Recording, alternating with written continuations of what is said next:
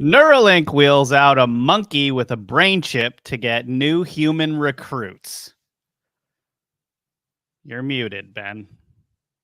Oh, thank you, Rob. Not sure how that happened. Okay, the latest AI advancements alarm the world with the threat of a Terminator future. Super pigs, dubbed an ecological train wreck, threaten to invade the United States through Canada. And the real pirates take over San Francisco Bay. Is the world getting weirder, or are we finally just looking at it with fresh eyes? And this Friday Night Live, also join Ben and Rob for Rise.tv exclusive segments, a live Q&A, and the top 10 weirder news of the week to keep you laughing. Right, so we'll see you guys out on the edge.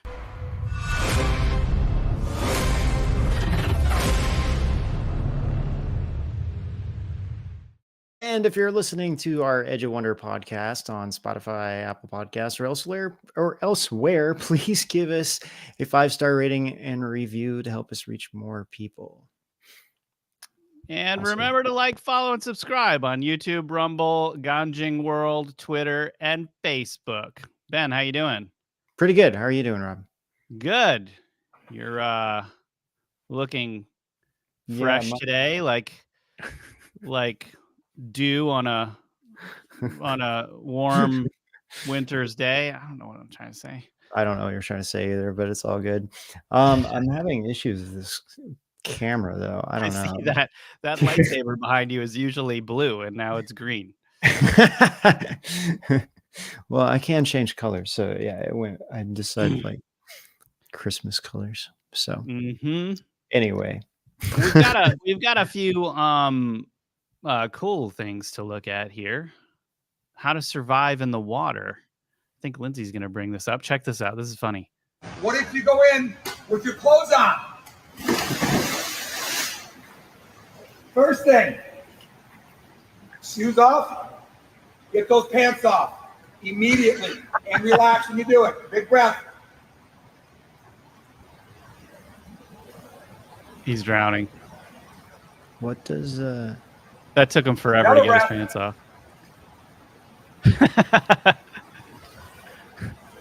This guy is a professional.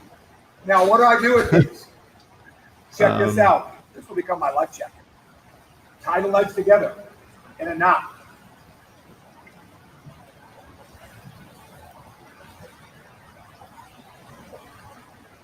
They are together. Now check this out. Is this a joke or is this real? I'm going to get some air. Real. In. Look what's happening. So, all I'm doing is pushing air into the pants. Now, if I grab this, now what kind of pants, though? Let's get a little fancier. Jeans. Wow. That's it, folks. Pair of pants. Thank Coach Mike. Keep a little wet once in a while. So air stays in. Guys, I'm going to float here for a long time. If I start running out of air in the pants, start putting more air in the jeans. Refill. That's pretty interesting. interesting, actually. That is. You know. I'm safe. Have a great day. Learn how to. He said, "Learn how to swim." Learn how to swim. Still doesn't save you from sharks, though. So that's true. That's true. If anything, it makes you more vulnerable because your skin's exposed. True. Yes. All right. Do you live in the best place in your time zone?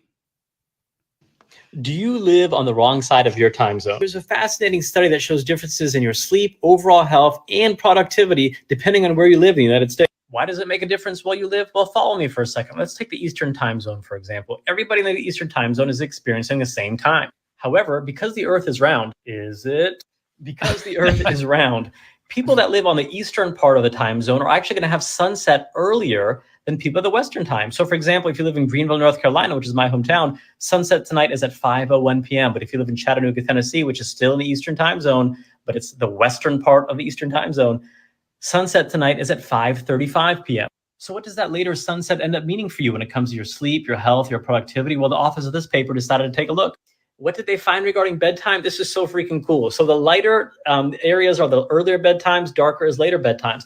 As you move across the time zone, as you go from east to west, bedtime tends to get later. Look, light and then darker, light and then darker, light and then darker. One glaring exception to that rule, this little spot right here. Vegas, baby. So what does that end up meaning for overall sleep? Well, folks who live on the eastern part of the time zone end up sleeping on average 19 minutes more than those that live in the western part of that same time zone. If you don't think 19 minutes a day is very much, it translates into 115 hours per year. And the authors of the study found that the 19 minutes decrease in sleep was associated with a higher risk of heart attack, obesity, and diabetes, as well as a 3% increase in wages, likely due to less productivity. Sleep is awesome. The main thing, but really, they just need to get rid of the daylight savings time altogether.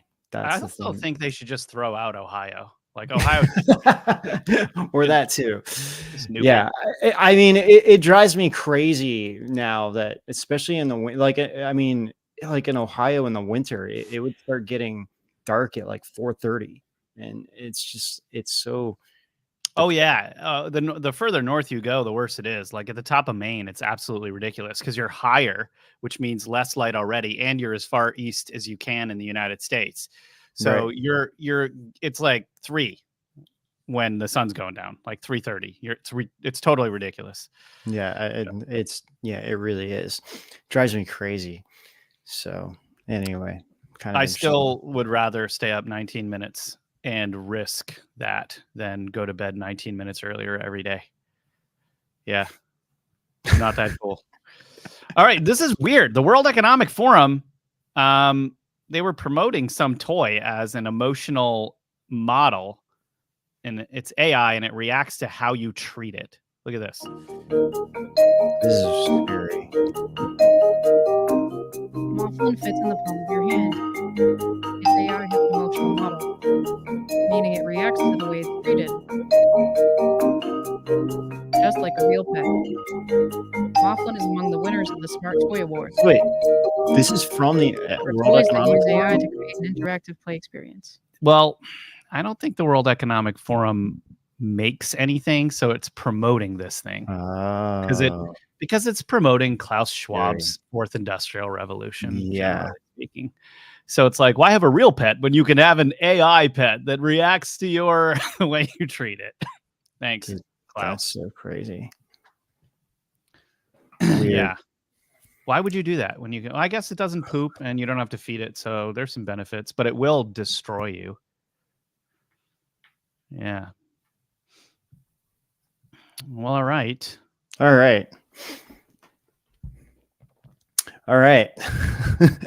So we're gonna jump into the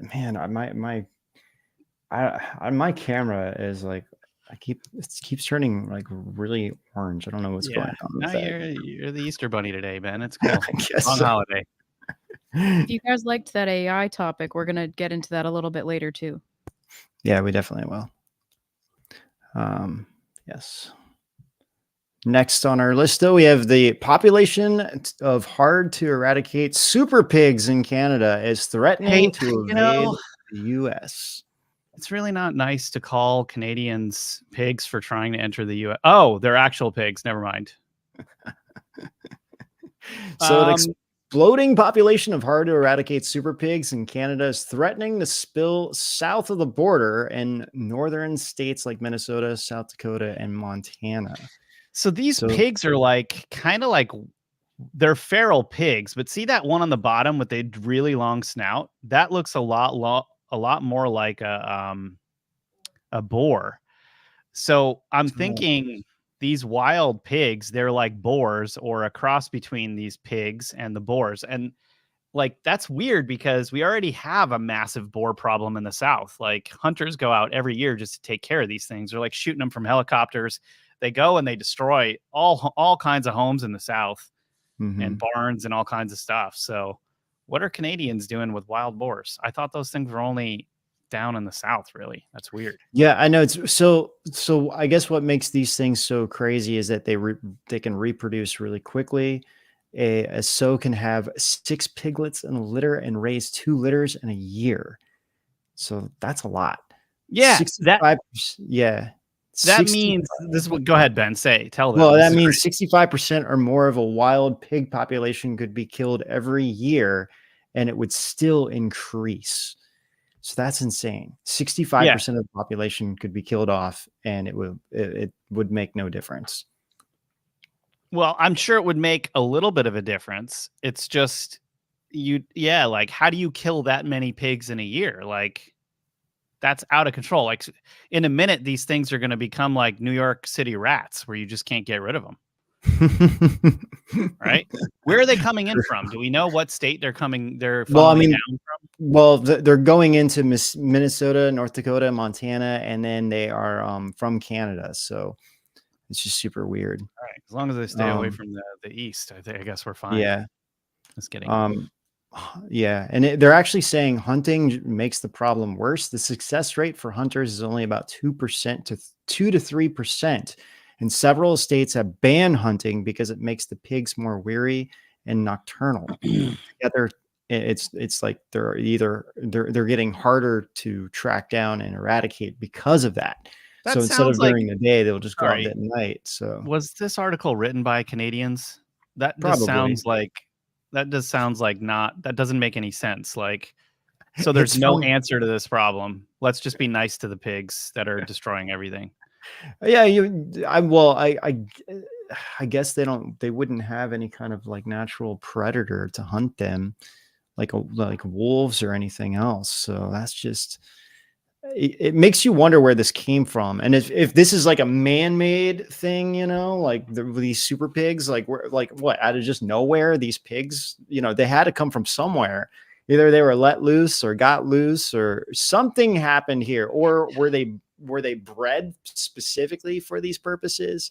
So are they like a weird hybrid genetically modified pig, Canadians seem a little too apologetic to breed this thing, so it has to be natural. Canadians, yes, but politicians in Canada, that's a different story. You called it Canada. Love it. Canada. Did I say Canada? No, yeah, let's just call it Canada from now on. Yeah. Fellow Canadians. My fellow Canadians. Anyway, well, you guys, we're going to be doing some more weirder news later on in the show, or our top 10 weirder news segment that we have over on Rise TV. So join us for that. All right, let's get into the new and improved Christmas Mandela effect.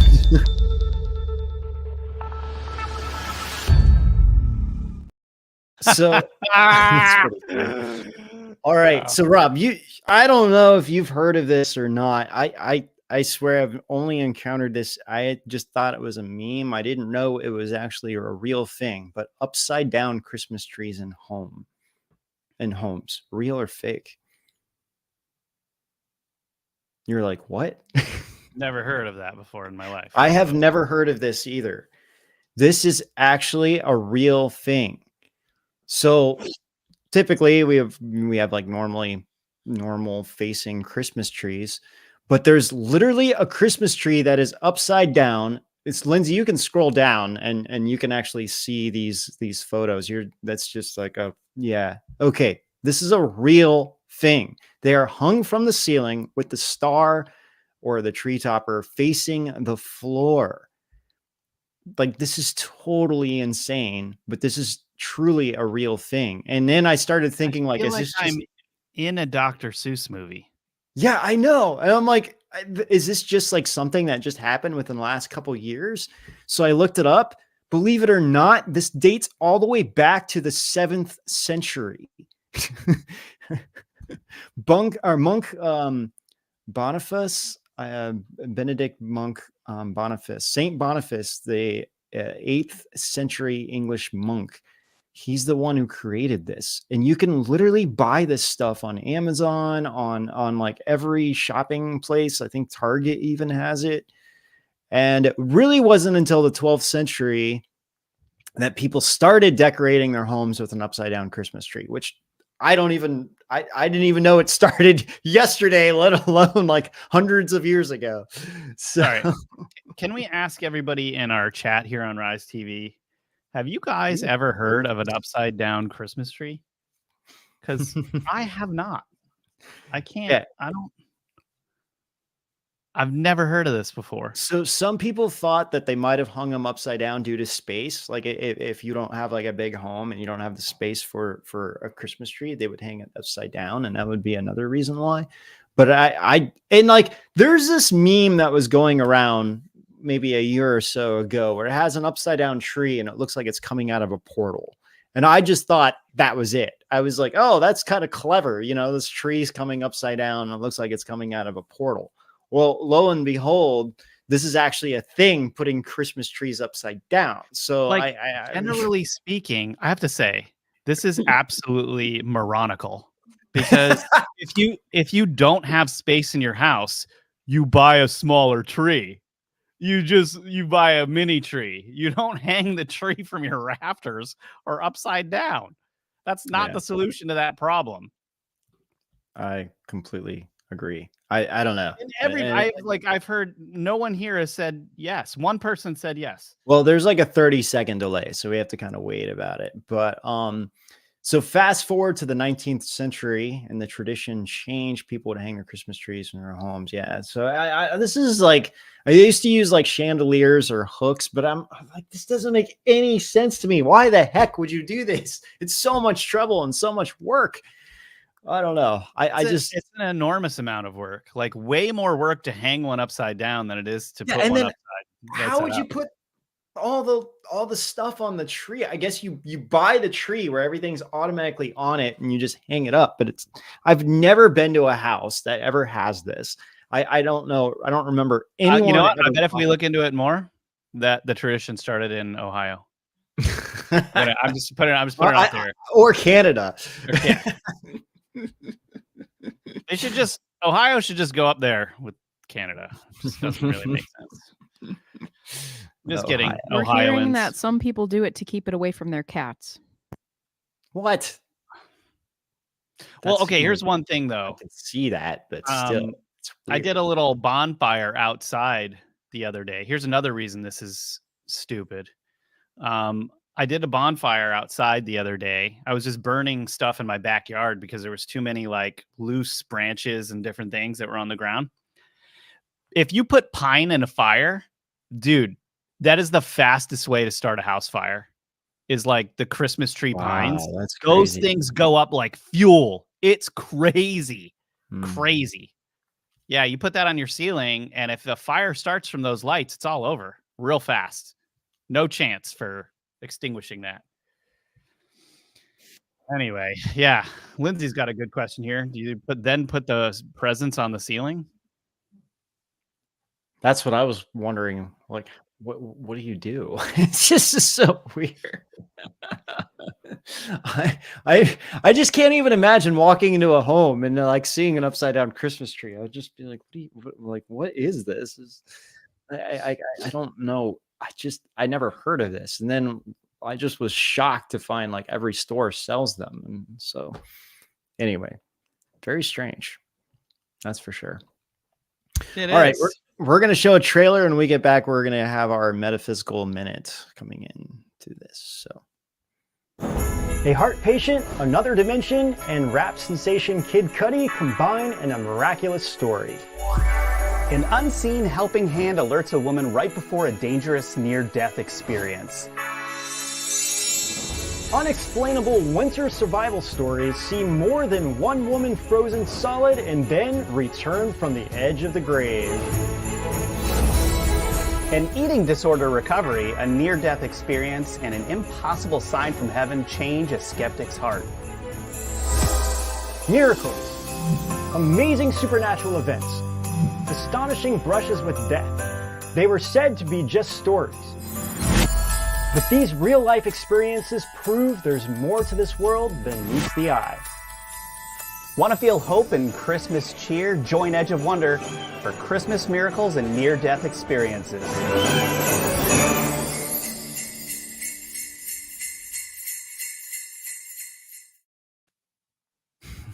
Transition.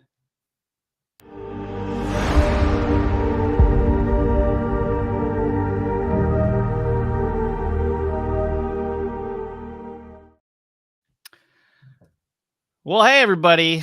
This is an interesting metaphysical minute today. Okay, so the title here is A Brain Injury Removed My Ability to Perceive Time. Here's what it's like in a world without it. This is pretty interesting. Megan Bowdry slumped in a wheelchair in her doctor's office. The clock above the door ticked erratically as if someone outside the room was winding the gears forward and then turning them back every few seconds. The words Dr. W spoke seemed to fall from her mouth, then slowly float across the room one by one. To Megan's ears, the doctor's speech was devoid of any cadence.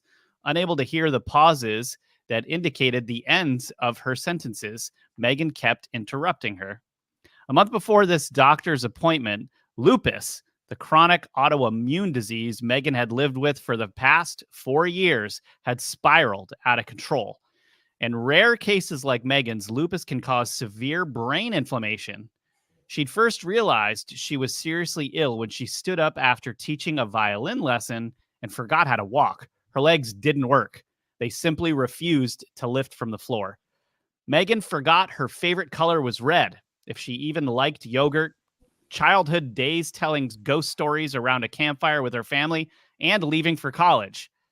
Quote, I hallucinated fireworks onto my bedroom ceiling and stared as the air around me appeared to ripple like water, unquote.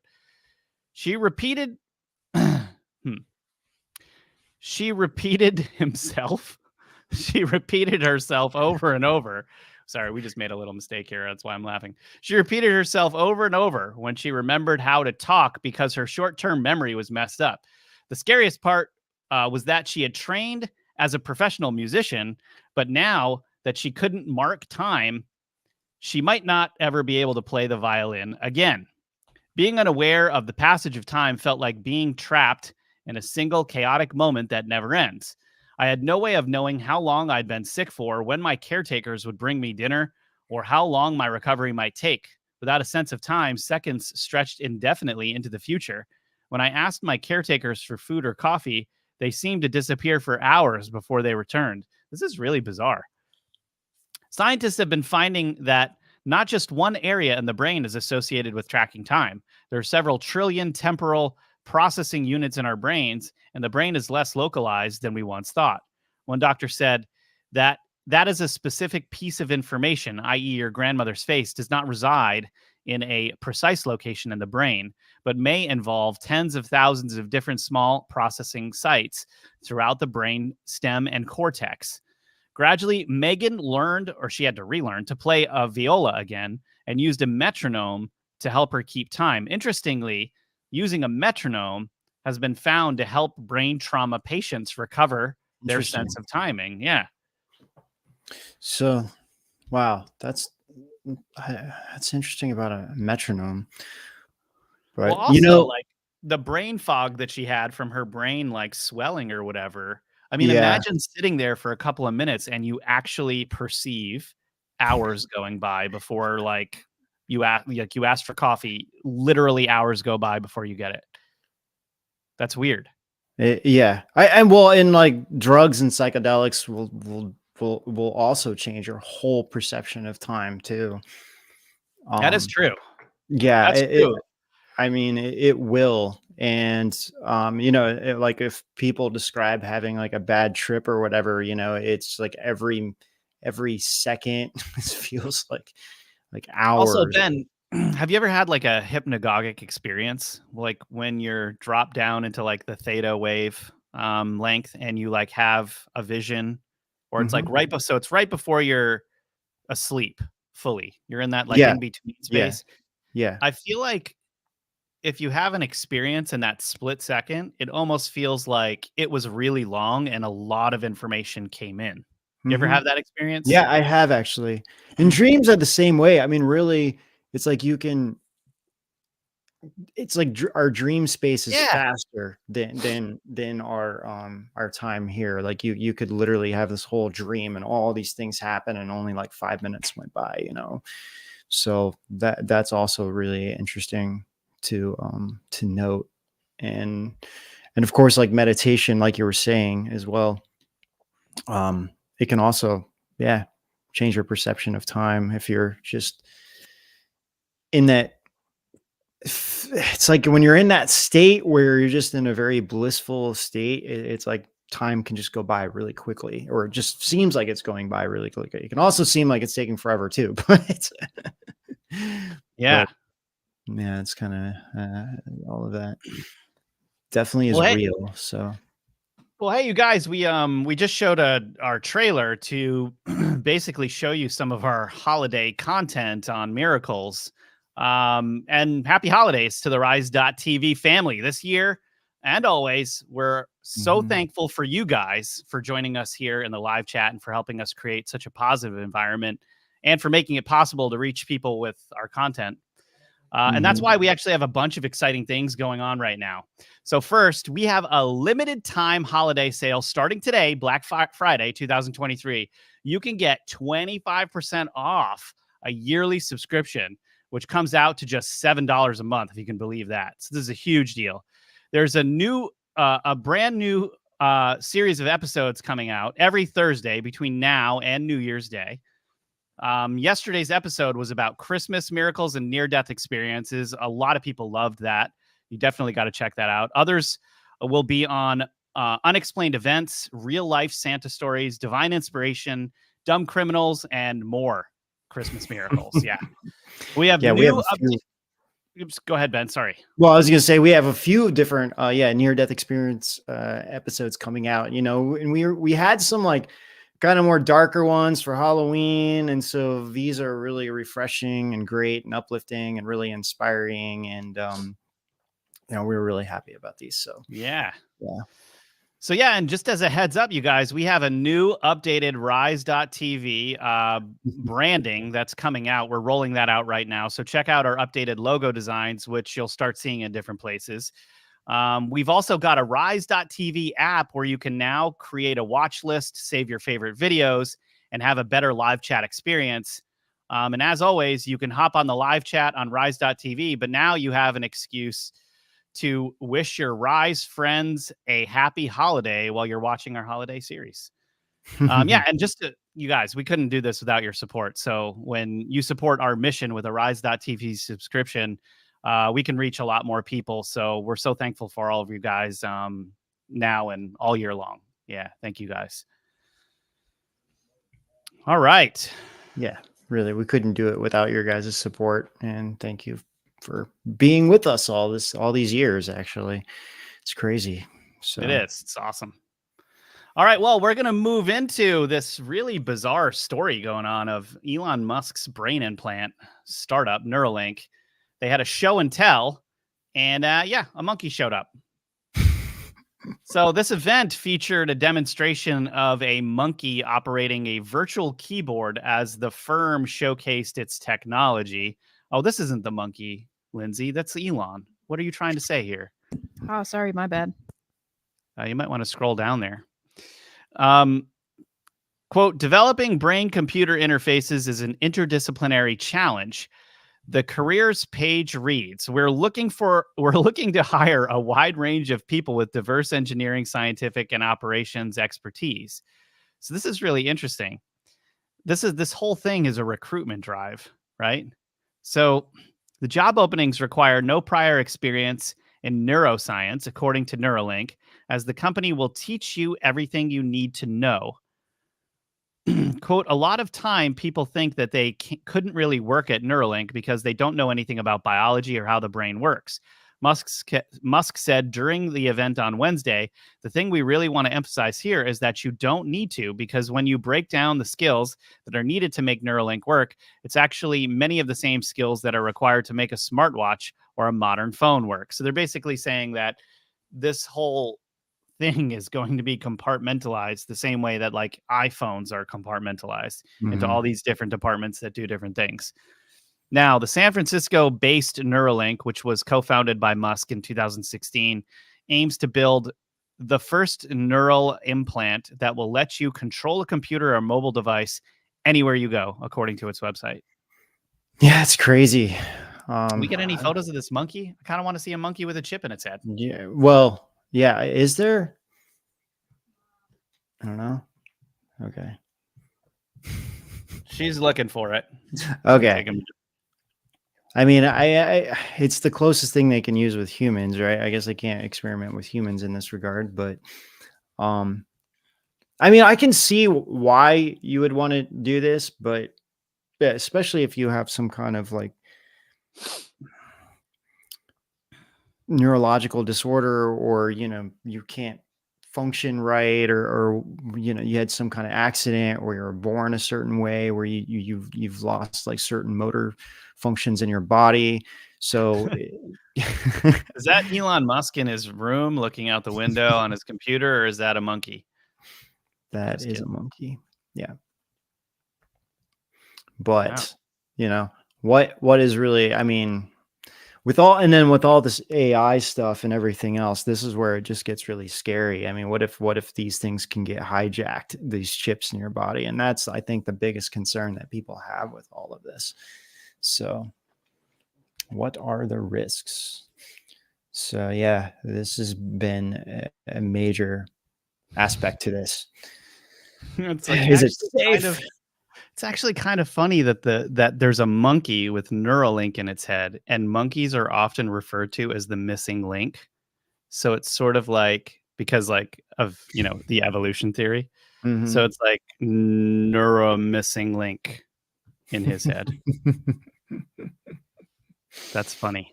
Yeah, it's funny. Anyway, well, so Elon has been calling out OpenAI actually on Twitter. So this has been, so we all know that like so OpenAI, they're the ones that do ChatGPT. Right. Their CEO Sam Altman was actually fired recently. Yeah, now he's back with an all-new He's board. back now, yes. And then so Reuters had an inside scoop, I guess. Somebody told them what actually was going on within OpenAI and why he was fired. And so, all these people said that if Sam is fired, they're going to resign from their job. And they had like almost 500 employees sign this like document saying that, if he goes, they're going to go. So, yeah. So this is this interesting article. AI researchers warned abroad of AI breakthrough ahead of CEO's ouster, sources say. So, so this goes on to say, ahead of OpenAI CEO Sam Altman's 4 days in exile, several staff researchers wrote a letter to the board of directors warning of a powerful artificial intelligence discovery that they said could threaten humanity. So the previously unreported letter and AI algorithm were key developments before the board's, before like Sam's ouster, Sam Altman. So what's interesting? So they call this thing Q star. It's like the Q with like the little asterisk next to it. Yeah. So they're calling it Q star. What's interesting is that ChatGPT isn't programmed to do complicated mathematical programs. So it can do like basic stuff, you know, like if you have a calculator and things like that, but not like really, really super in-depth, complicated mathematical equations. What they basically found with this Q star is that it was making breakthroughs in solving mathematical problems that it's never seen. Like it was like learning as it went along to solve very complex mathematical problems. So so it doesn't sound like that much, but the problem is that one, so like AI has, like, I saw this post and it was like, isn't like having, and I don't want to make math seem more important than it is, so I will say that first, but isn't it sort of a problem that you're giving AI kind of a key to the universe if it's able to solve like any mathematical problem in the entire world? this is what everyone's worried about. Like, so hypothetically, if it was this advanced, so all of a sudden blockchain may not be safe. If it could figure it's like, think about like a quantum computer, right? Like we talked about it before, but a quantum computer works by taking a possible combination for a password, using all possible solutions all at once, and then finding the outcome of the one that works. So instead of like trying each one in a very fast paced system, which would be like how a normal computer would work, so it could take, like, for an advanced complicated code, it could take like 2 years for a normal computer to figure it out. Now, the problem with this thing is that now if it's trying to figure out, or if it could figure out mathematical equations related to blockchain or cryptocurrency or transactions, or even possible military codes, all these things, then this becomes Yeah, it's got access to the nukes now. That's exactly it. It would have access to everything. And then, depending how this thing is programmed, if it feels threatened, like, oh, maybe, like, you know, these people are going to shut me off. If it feels threatened, it can math its way out of any problem. And what if it launched nuclear codes, and then it's like, boom, you know, like literally, no pun intended there. But yeah, so, you know, it's funny because, like, I've never really, like, the last show we had, I was like, yeah, I'm not really worried about like a Terminator-esque kind of scenario, but it's like, now that, you know, these AIs are getting more advanced, and the thing is, so the reason why Sam was fired is because he figured this out and he didn't tell the board. So he was trying to hide it, according to the sources. What do you mean he was trying to hide that his robot was figuring out very complex mathematical problems? Yeah, he was worried that it would get out. And so, but wait a minute. So then how is it that he gets fired, but then he comes back and he has an all new board? Does he have an all new board? Yeah. He basically got rid of the entire board that had those concerns, and he has an all new board. Yeah, and that would make the guy sense. that was hiding, you know. Yeah, that's exactly it. So that's Sam crazy. Altman is the head of Skynet. Yeah. So in this one article, it says, you know, this system could be smart enough to perform any task which human beings can perform. If this goal is ever achieved, it could effectively lead to the jobs of almost all human beings being replaced by AI eventually. So now, granted, like, you know, something physical, maybe not, but in a sense of like so many other. There's no way for humans aspects to work. Like, then you're dead. Right. Humans are dead. There's no way to work. You'd have to be supplemented by government. Typically, governments that take care of your social well-being don't really go well. That never goes well when a government is taking care of everyone's social well-being.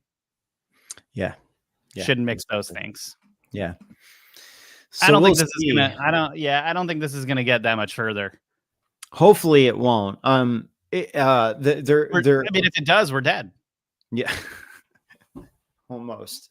This is why. Yeah. So Elon has actually been making a lot of posts about this and talking about it, and saying he's very concerned about the direction of this now that all of this came out. And he always has been concerned about AI, but it's kind of like, his stance was like, it's going to come out no matter what. But I think the essence is like who's programming it and the ethics behind this. But Mike, what's going to happen? Elon's going to that? snap, and he's going to put Neuralink in himself before it's ready, like before it's completely ready, and he's going to load ChatGPT into the Neuralink chip in his brain, and then he's going to control all of ChatGPT and all of the AIs on the planet, and he's going to become like a super Elon. So every time we'd be speaking to the internet, it's like Elon's response speaking to his Elon. brain. You're speaking into a microphone, and you're like, "Hey, Elon." Oh no, that's crazy. So anyway, yeah. Well, hopefully, I mean, I really hope that these things. But I don't know what's scarier, what we do know about AI or what we don't know about AI. So, well, AI again, and quantum computers working together is a very scary combination. Again, though, I would have to say, the military is always 100 years ahead. True. So they've already done this. They've worked it out, and they have stuff already. So they have super AI that would come in and take care of these things. You would think, but at the same time, I almost think that the AI, the development of it and what's happening in the AI sphere is almost kind of different than the technology with the military. Yeah, I mean, obviously DARPA created the internet. They've always been using these AI programs and stuff. But like Google and Microsoft and like Apple are getting so massive and so big that, I mean, like realistically, if you really want to know who's running the internet, because the internet's just the internet. It just exists in this like world. But like Google now like owns most of the servers that the internet is being run on and ran on. Yeah. So now it becomes kind of like scary when you think about it in that sense. It's like, part of the internet could like just disappear if Google decides like, oh, well, we don't want these websites running anymore, or, we want to direct traffic this way, or we want people to see this or that, or we want to hide this. So I think that's where the scary part is. And, using AI in this regard, it's like, it's almost bypassing, I think, what some of the military is, I think, mostly using is to like spying and just like figuring out what's going on with probably everybody in the world. And then like Google and all these things are kind of taking it to a next level. It's like they're just sending all their like the most advanced programmers they have to like come up with stuff and figure out, how can we push this even further? And they have the money to do it. So, I mean, granted, like the military is the military, but they have to have like budget plans and everything in place, where it's like Google and Apple are $1 trillion companies at this point. Yeah. That's the scary part. But so we'll see. Hopefully, I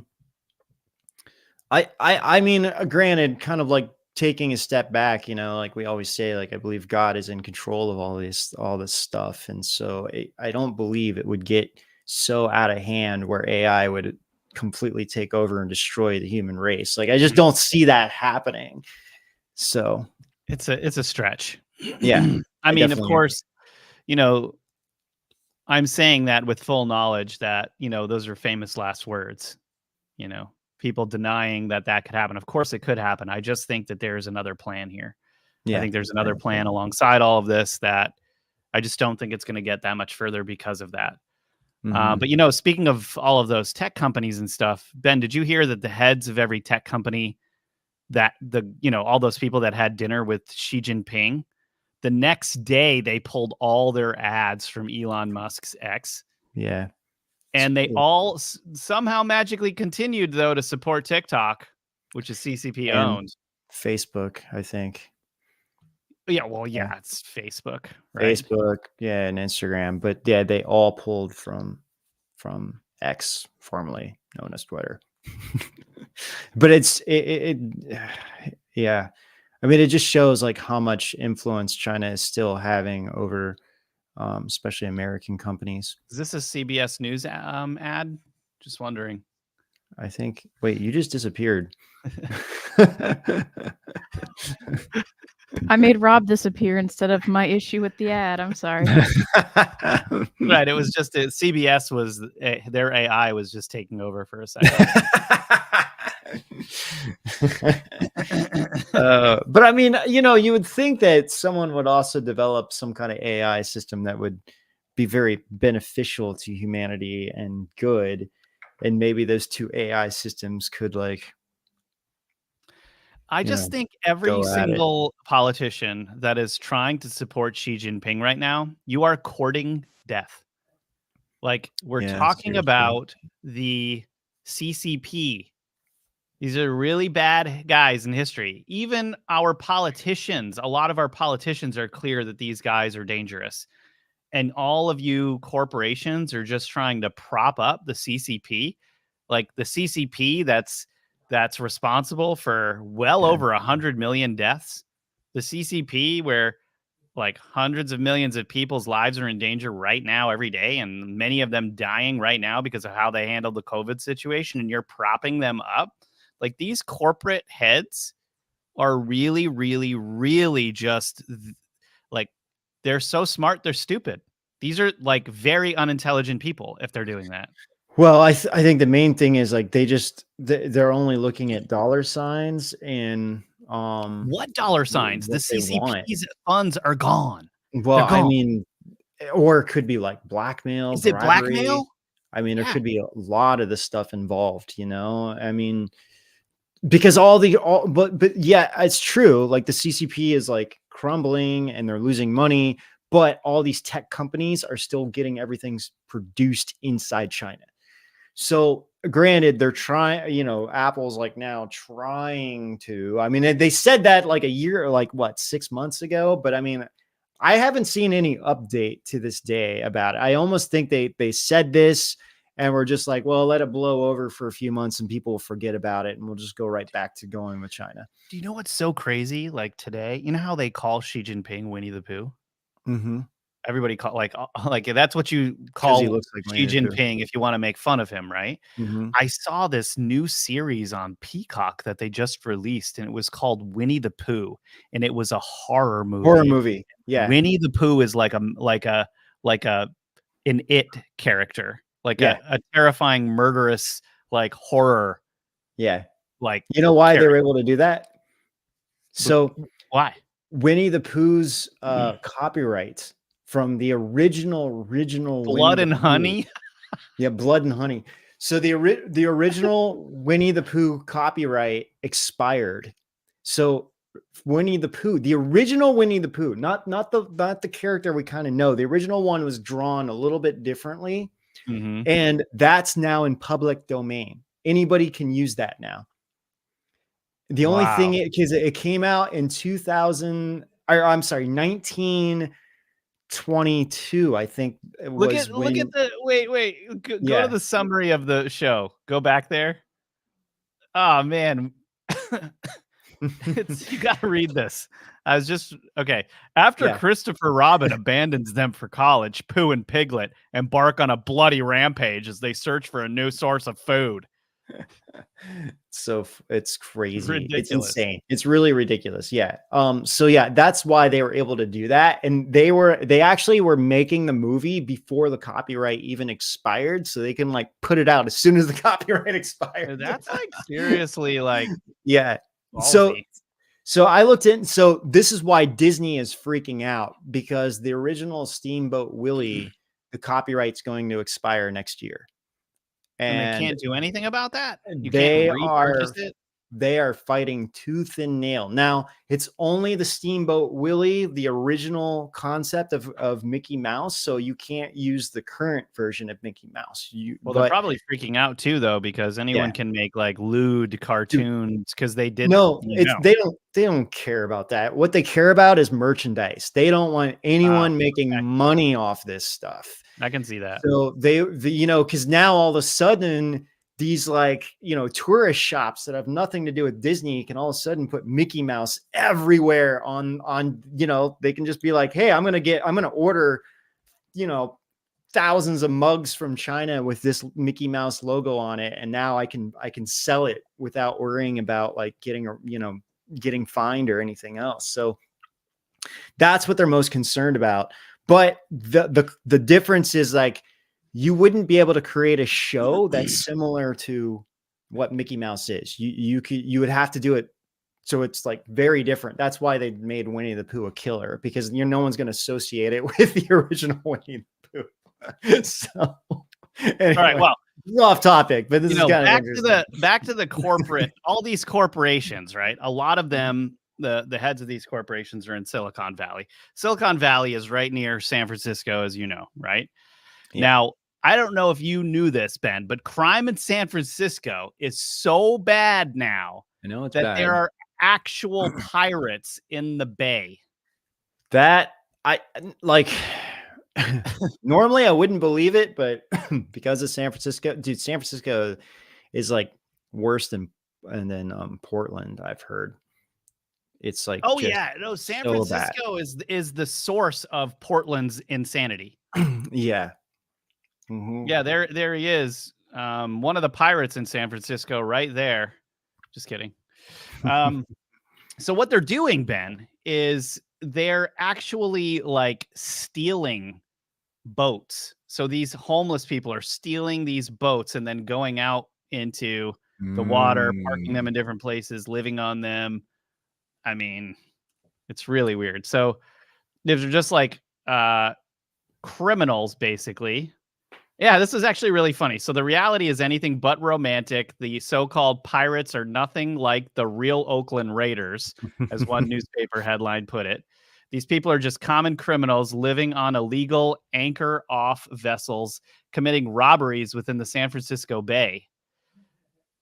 Anchor-offs or anchor-outs are boats that are illegally anchored without a permit. This past summer, a spree of robberies plagued the 800-foot-wide estuary involving stolen motorboats that were used to prey on larger vessels and marinas.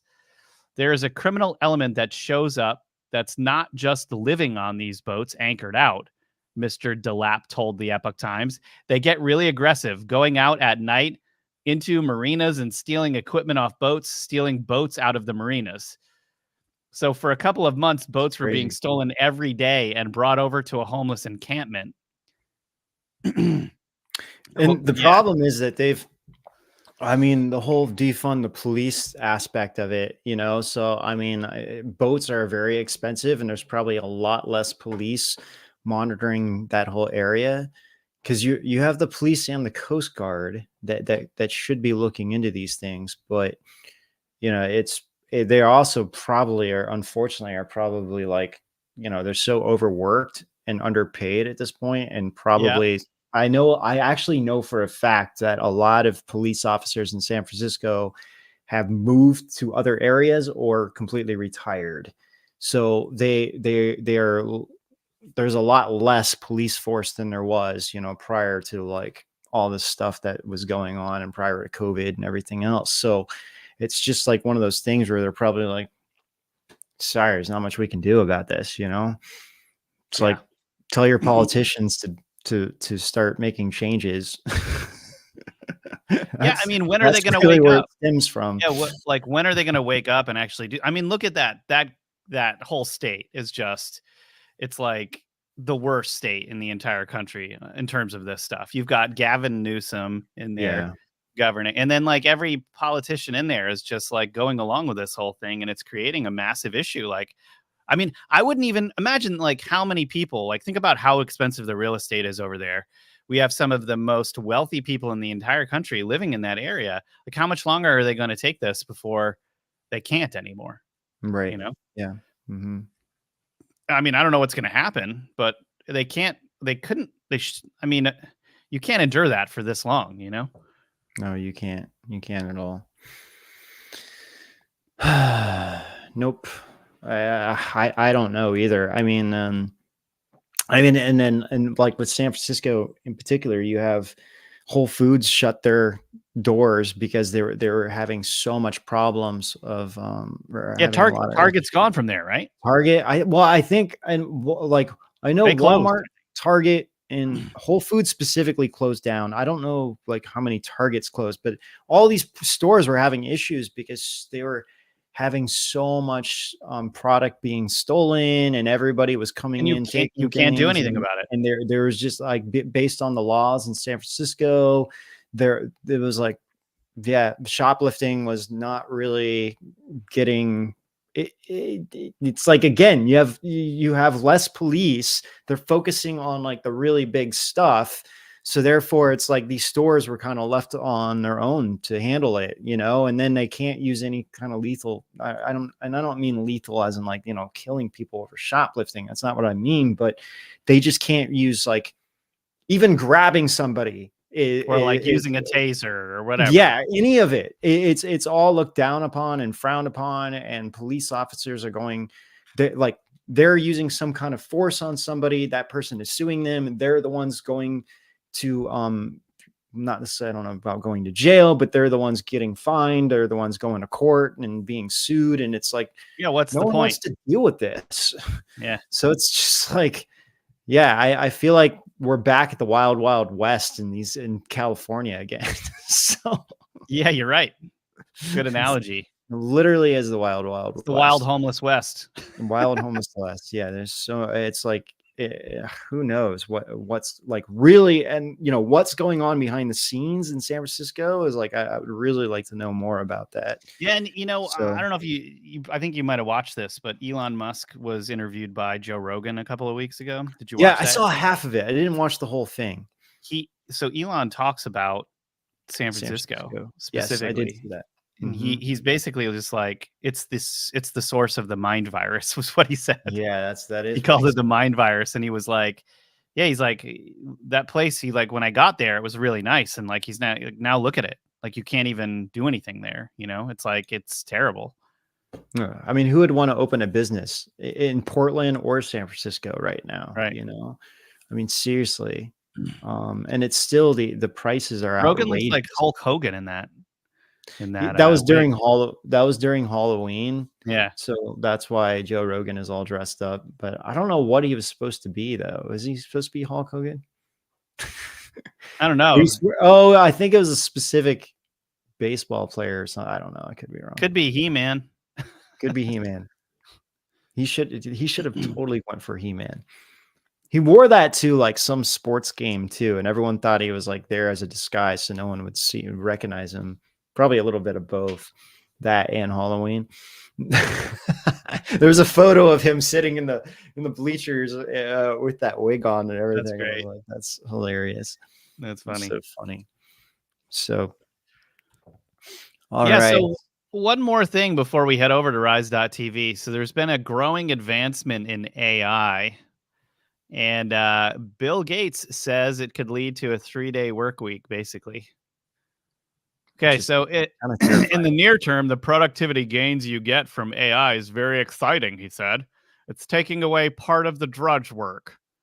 Mr. Gates pointed to an example in which AI would likely be used in the near future, such as for medical professionals who are required to fill in paperwork. In this case, AI could be used to listen in and help fill the paperwork instead, effectively replacing the individual's workload.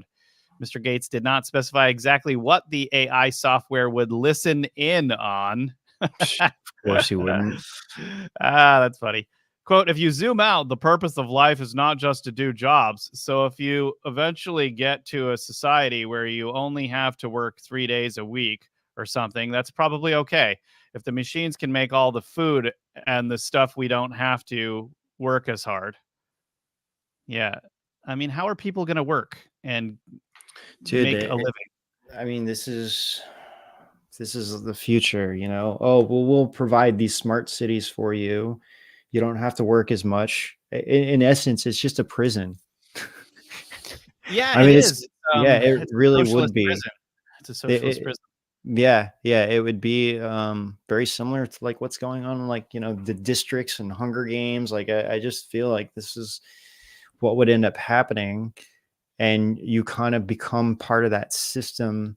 Yeah, it's And funny. It's like the AI, it's the technology that's enslaving us.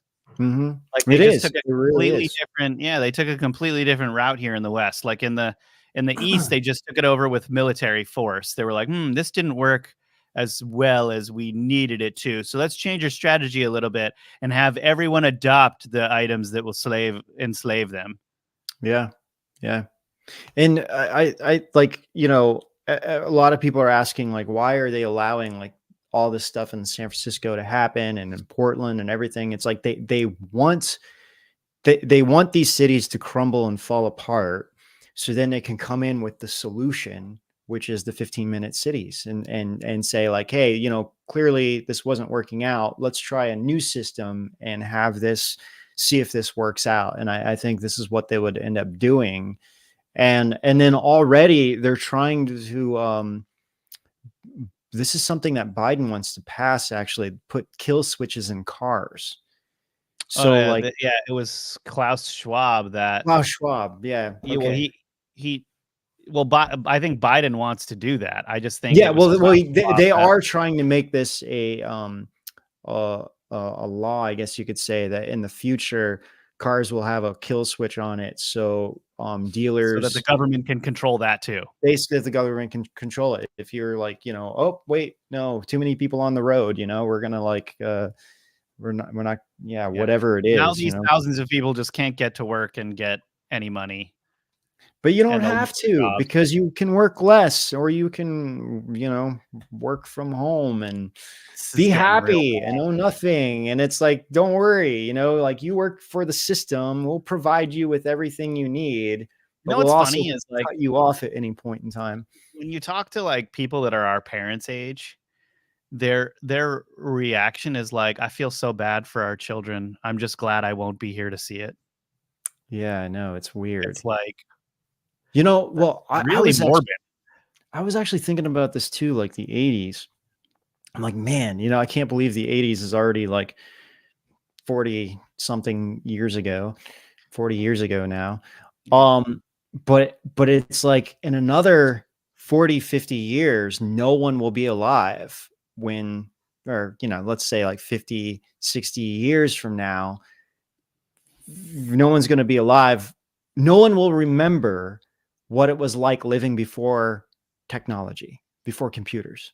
Yeah, we're the last of them, dude. We're the last. So, you know, after like the people from living in the 80s and 90s, like after everyone, Well, like, I mean, even we had technology. Like we were the we birth. had It was technology, like VCRs, TV. It was like they was right? all really coming in, but we saw it all happen. Like But like, yeah, and we didn't have like social media, right? no. So we understand what it was like before social media. Imagine in the future where no one will remember that, and then it's like, it kind of scares me, because then it's like, what are people going to be taught as the past for people who aren't there anymore? And Well, they I could mean, you literally could say just that now, rewrite. though. I mean, Yeah, no one they are doing remembers. it now. Like, even like World War, you can go back to World War II, right? Like the last people that Yeah. lived through World War II are now, Well, it's you know, it's it's like like us there's not trying many to people left. remember what happened in Rome. Like no one remembers what happened. It just it doesn't. No one remembers. Like Yeah, and even then they burned people. all the books to like probably explain the actual story of Yeah, what. like it's like they do this. Yeah, all the time. It's weird. It's That's why tiring. the Vatican is like, we gotta, you know, I mean, I mean, that's why the elite feel like they have all their knowledge, because, you know, they probably do have access to books that we don't have access to, that they can learn from. But it's just, it doesn't really matter anyway. It's all past human knowledge, and eventually I feel like everything will Yeah, be exposed. I mean, this is the reason you guys watching right now. This is the reason we're doing this show, is Right. because Yeah. somebody has to talk about things outside of the current flow, the paradigm, and the way that this is all going. Like there are things outside of technology and these crazy social forces that make human beings amazing and that make life amazing. And we can't forget that stuff. We have to remember it.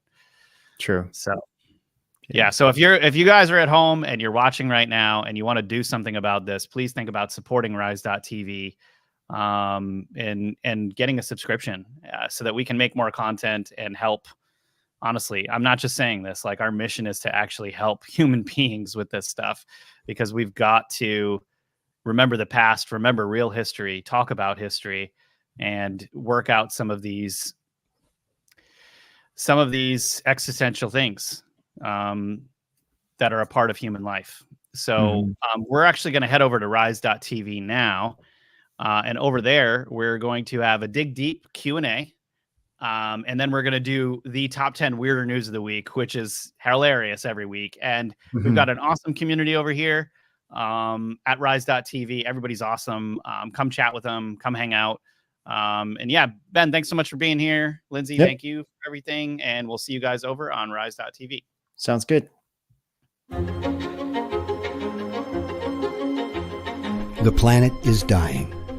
Reduce, reuse, recycle.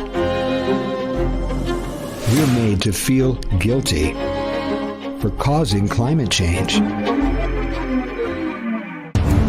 But what if this is a bigger agenda, being financed by big oil itself?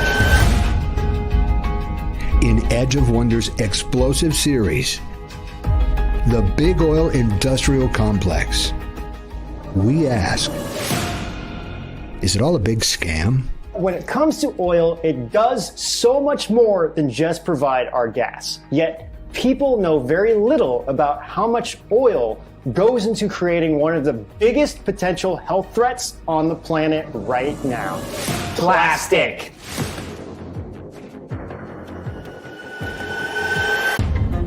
Bike to work.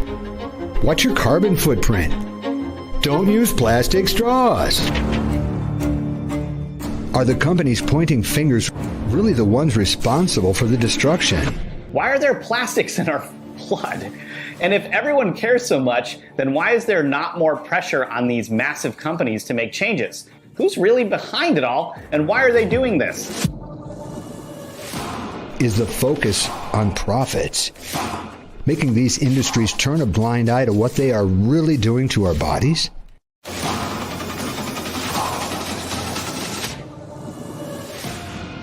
Nowadays, plastic is in everything, including all bubblegum.